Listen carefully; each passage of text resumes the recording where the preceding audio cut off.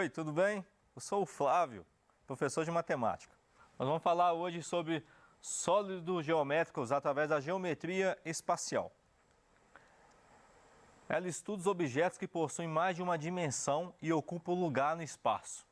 Por sua vez, esses objetos são conhecidos como sólidos geométricos ou figuras geométricas espaciais. Aqui alguns exemplos é o cubo, prisma, paralelepípedo, pirâmide, cone, cilindro e a esfera. Uma observação: dessa forma, a geometria espacial é capaz de determinar, por meio de cálculos matemáticos, o volume destes mesmos objetos, ou seja, o espaço ocupado por eles. São elementos básicos dos poliedros: faces, arestas, vértices e diagonais. A gente está falando aqui dos poliedros, mas também tem os corpos redondos, que a gente vai falar também, tá bom? Face. O que é uma face? É o lado de uma forma geométrica espacial, no caso do cubo. Pensa lá no cubo mágico, que é brinquedo. Quantas faces ele tem? Ou quantos lados ele tem? Nesse cubo nós temos 1, 2, 3, 4, 5, 6 lados, ou 6 faces, tá bom? Arestas é a união de duas faces, ou a semi-reta comum entre as duas faces, tá bom? Aqui, ó. 1, 2, 3 arestas ali marcadas. O vértice é onde 3 ou mais arestas se encontram, ou melhor, é a quina, tá bom? Onde ela vai virar. É a diagonal, segmento que liga dois vértices que não pertencem à mesma face. Lembrando que a diagonal aqui é diferente do poliedro, é diferente dos polígonos, que a gente vai estudar mais à frente. Os poliedros de Platão são poucos e são determinados por todas as faces devem ter a mesma quantidade n de arestas. Todos os vértices devem ser formados pela mesma quantidade m de arestas e a relação de Euler. Está escrito Euler, mas fala Euler, tá? Vamos falar Euler mesmo, né? Deve valer vértice menos aresta mais face. Sempre vai ser igual a 2. E aqui os poliedros de Platão, que é o tetraedro, hexaedro, octaedro, dodecaedro e ixodaedro. Ixoedro, melhor dizendo. Perdão. Platão comparou esses elementos com outros elementos, ou melhor, comparou essas figuras geométricas com elementos. Tetraedro com fogo, hexaedro com a terra, o octaedro com o ar, icosaedro com a água e o dodecaedro, ele representa o cosmo, tá bom? E aqui a variação dele aqui, com vértice, aresta e face. Se a gente fazer o cálculo, o que eu falei lá? Vértice menos a aresta mais a face vai ser igual a 2. 4 menos 6, menos 2. Menos 2 mais 4 dá 2. Se você pegar esse cálculo aqui, todos vão dar o mesmo resultado. Tudo bem? Vamos lá, os exemplos aqui dos poliedros de Platão, as figuras, né? O tetraedro, cubo, icosaedro, octaedro e o dodecaedro. O tetraedro é um tipo de uma pirâmide especial, e o octaedro é como se fosse duas pirâmides ligadas pela base, tá bom, gente? E assim vai, o cubo que a gente já conhece, e os menos conhecidos são o dodecaedro e ixoedro. Prisma. Prismas são sólidos geométricos formados por uma face superior e por uma face inferior chamada de base, paralelas e congruentes, ou melhor, iguais, ligados por arestas. O prisma pode ser classificado como reto e oblíquo. Vamos lá. Prisma reto ou regular, ele forma ângulos de 90 graus. O oblíquo, ele já não tem o ângulo. Lembrando que o nome oblíquo quer dizer desviado ou inclinado, tá? Ele tem dois ângulos distintos aqui. O da base inferior eu vou chamar de ângulo agudo e o ângulo superior, da base superior, eu vou chamar de obtuso. Aqui alguns exemplos de prisma: prisma triangular, quadrangular, pentagonal, hexagonal. Por que os nomes? Por causa das bases, que são poligonais, tá? Triangular tem uma base, triangular tem 3 arestas, posso colocar assim, e assim vai.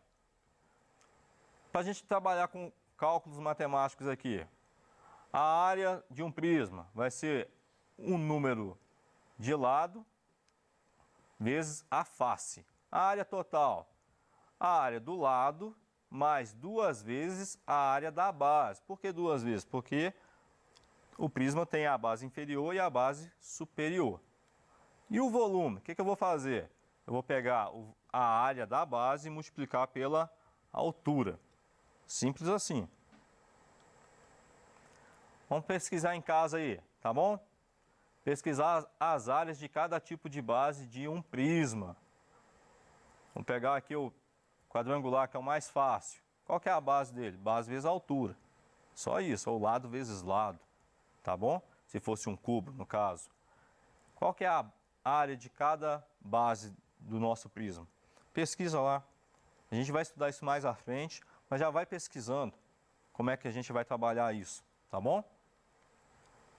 Paralelepípedo. Trata-se de um prisma que possui base e faces em formato de paralelogramos ou polígono de 4 lados. Em outras palavras, o paralelepípedo é um prisma quadrangular com base de paralelogramos. Vamos lá. Paralelepípedos oblíquos possuem arestas laterais oblíquas à base. De novo, oblíquos são inclinados, tá, gente?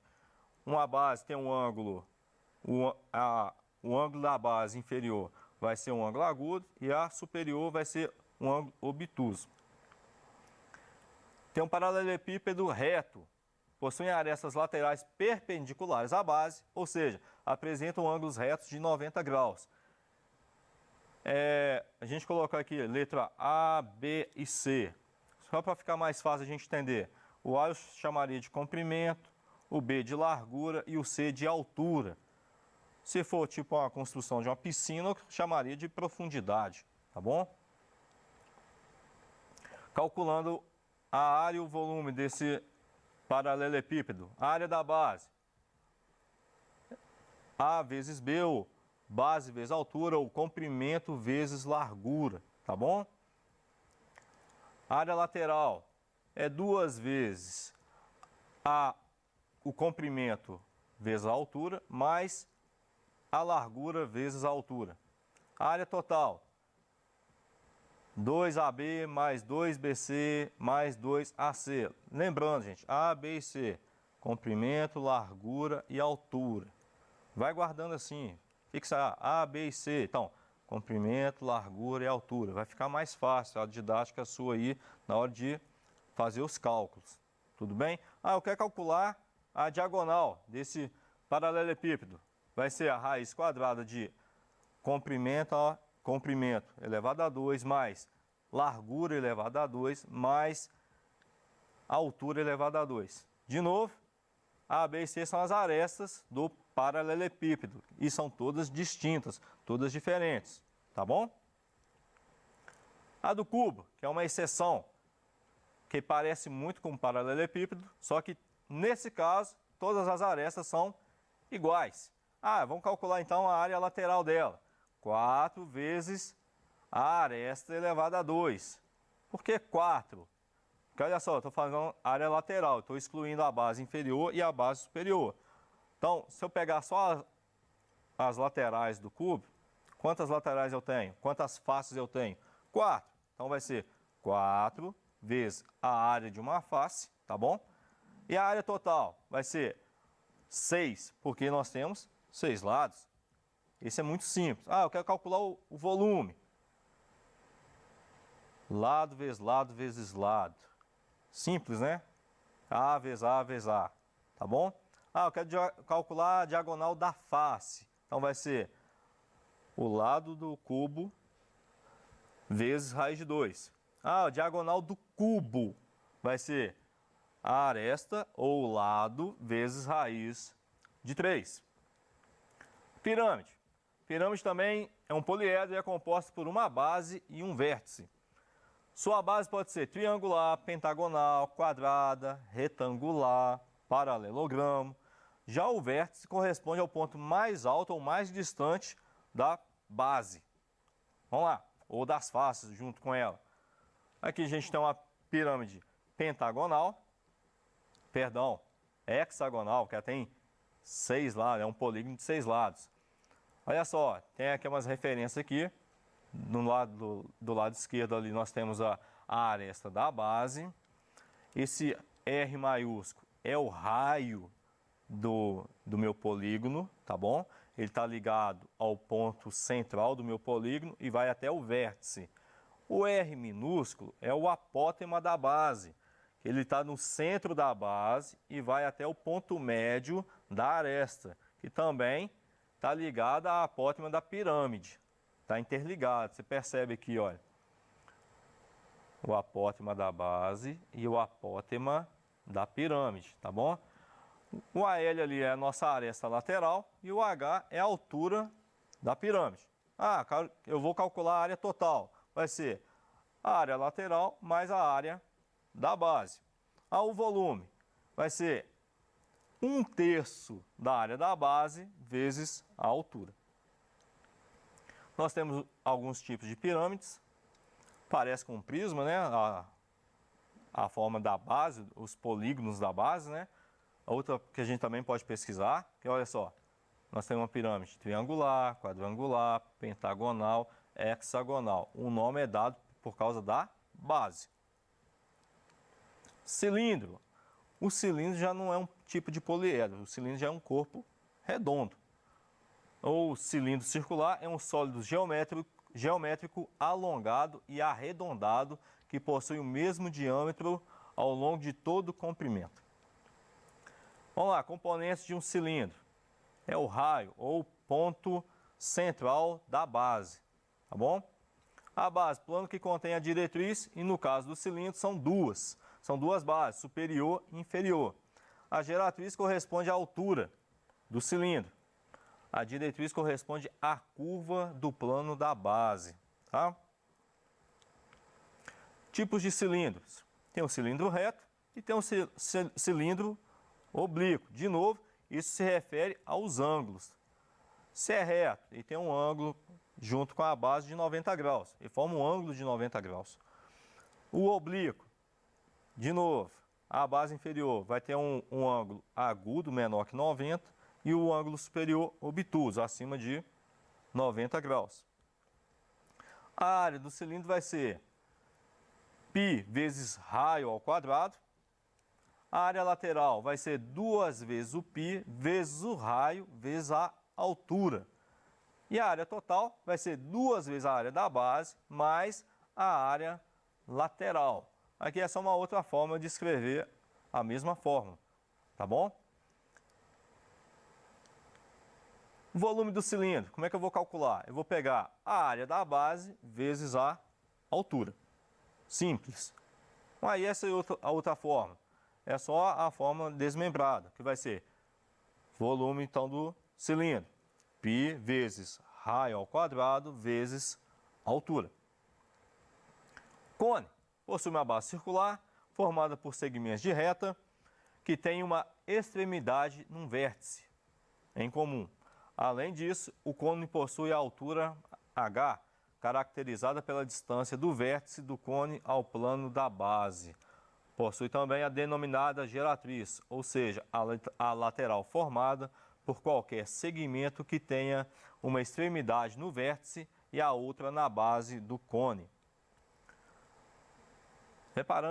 Podem reparar que todas as figuras elas acabam tendo um padrão. Elas são retos, formam ângulos retos ou formam ângulos oblíquos, tá bom?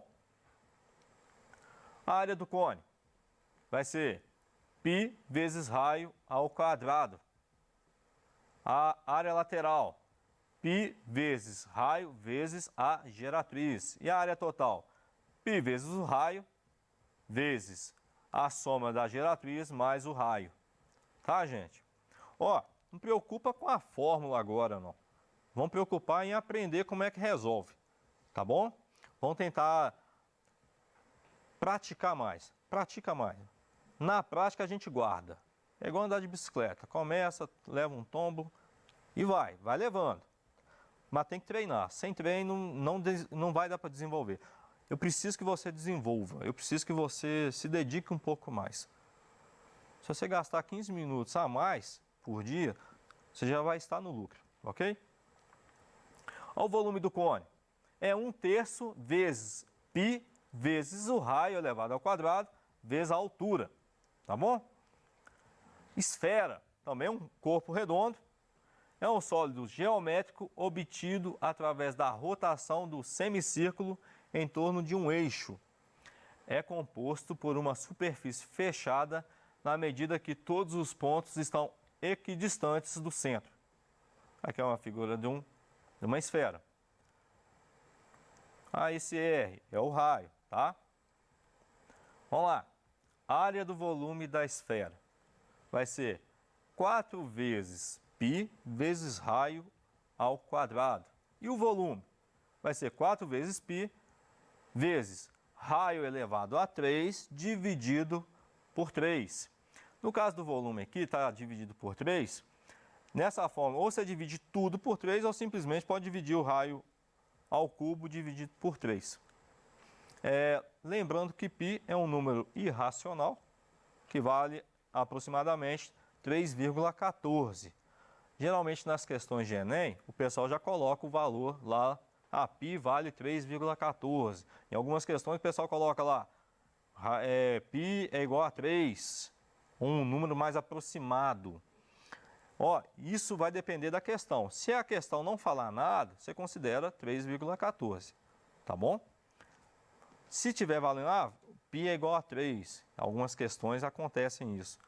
Você considera 3, você não vai inventar de alterar o que está no enunciado das questões. Lê o raciocínio lá da questão, interpreta lá e faz a questão baseada naquilo que está escrito.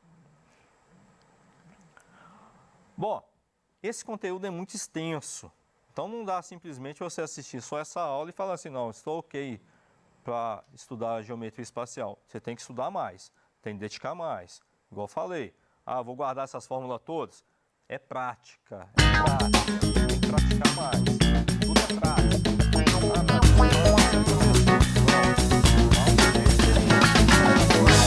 Pratica mais. Só isso, a gente não é Superman, não. Então, tudo prático. Dê crédito para você, estude mais, busque mais, se esforce mais. Essa igual eu falei, é um conteúdo muito extenso, muita fórmula matemática, está interligado com o estudo de polígonos. Então, tem que dedicar. Até a próxima aula. Mais uma vez, esforcem, se dediquem. Não preocupa se é muita coisa. É muita coisa. Mas às vezes você pode achar um meio, estudando, de abreviar esses estudos. Igual se você estudar paralelepípedos junto com um cubo. Se você entender os dois cálculos, você vai perceber que a diferença é muito pouca, é muito mínima. Então dá para a gente abreviar esse estudo e tirar essa tensão sobre a própria matemática, que a maioria tem, tá bom?